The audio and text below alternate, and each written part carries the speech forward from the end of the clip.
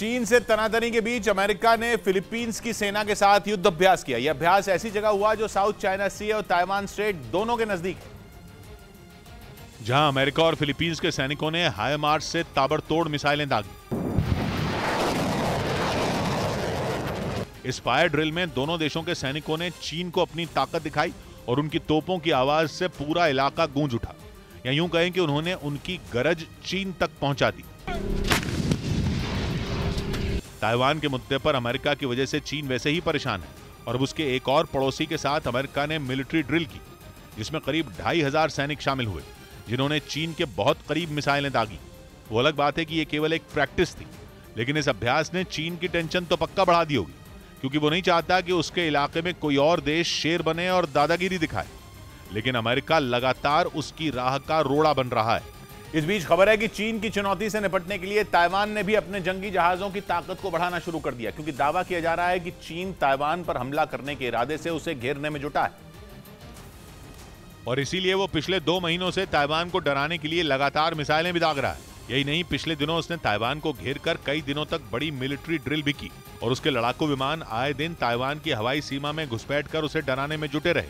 उन्होंने ताइवान के करीब पहुंचकर ऐसा दिखाने की कोशिश की मानो वो कभी भी बम बरसा देंगे। ताइवान ने दावा किया कि उसने अकेले सितंबर के महीने में चीन के करीब 130 जंगी जहाजों और 500 से ज्यादा विमानों को अपनी सीमा के पास ट्रैक किया। मतलब ये कि जंग भले ही न छिड़ी हो, लेकिन चीन लगातार ताइवान के लोगों को डरा रहा है। वो ये दिखा रहा है कि अगर युद्ध हो गया तो उसकी सेना ऐसा हमला करेगी कि ताइवान के लिए बचना मुश्किल हो जाएगा।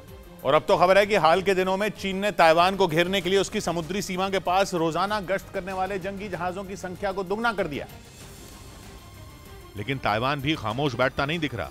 वो भी अपने एयर डिफेंस सिस्टम की मदद से चीन की सभी हरकतों पर पैनी नजर गड़ाए हुए है। और अब तो उसने चीन को मुंहतोड़ जवाब देने का प्लान भी तैयार कर लिया, जिसके तहत वो अपनी नौसेना की ताकत को बढ़ाएगा।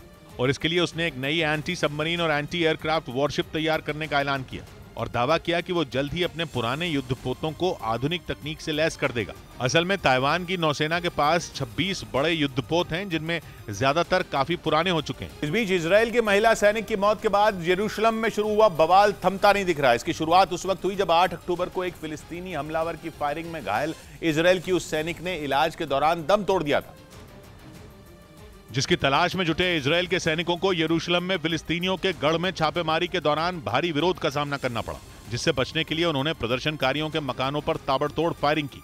आरोप है कि इस दौरान फिलिस्तीन के समर्थकों ने इजराइल के सैनिकों पर पटाखे फेंके ताकि सैनिकों को उनके ठिकानों में घुसने से रोका जा सके।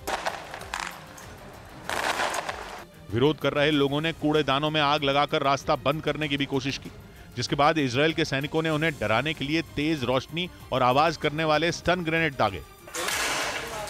इजराइल ने पिछले कुछ दिनों से चल रहे सर्च ऑपरेशन के दौरान 20 से ज्यादा फिलिस्तीनियों को गिरफ्तार करने का दावा किया।